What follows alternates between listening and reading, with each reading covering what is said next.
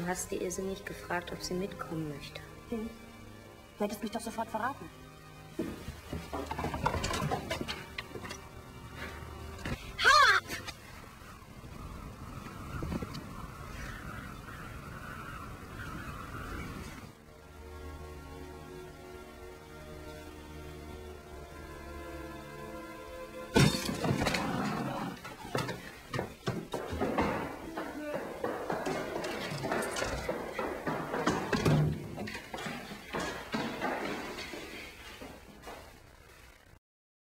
Ja, und ich meine, genauso hat sich's halt auch angefühlt.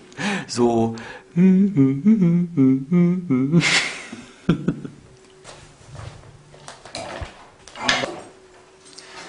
war eigentlich auch ganz froh, dass es so war, wie es war. Keine großen Gefühle. Kein Drama. Nicht so wie bei mir, hä?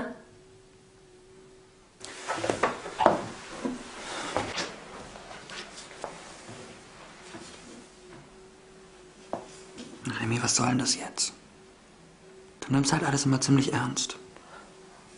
Du magst es lieber unverbindlich. Ach, bist du eifersüchtig? Nee, schon lange nicht mehr. Eifersucht, das ist doch nur Selbsthass. Wow, was für eine Erkenntnis. Nur leider ein bisschen spät. Du bist dran. Ich mag nicht mehr. Wie, du magst nicht mehr?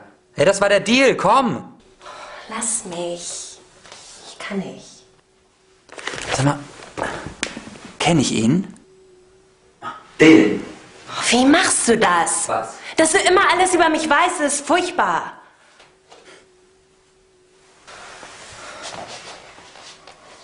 Und? Wie war's mit Dylan? Habt ihr schön gefickt? Es wäre gar nicht so schlecht gewesen, wenn er anders gerochen hätte. Ja, ich meine, er hat nicht gestunken oder so.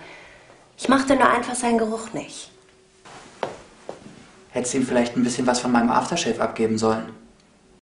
The country of India. No kidding. No kidding. Good God. How old are you? I'm 24. 24. Uh-huh. UK, India, UK, USA. Uh-huh. You need a husband? Like for all your, I'm For all my needs, yeah, possibly. Yeah.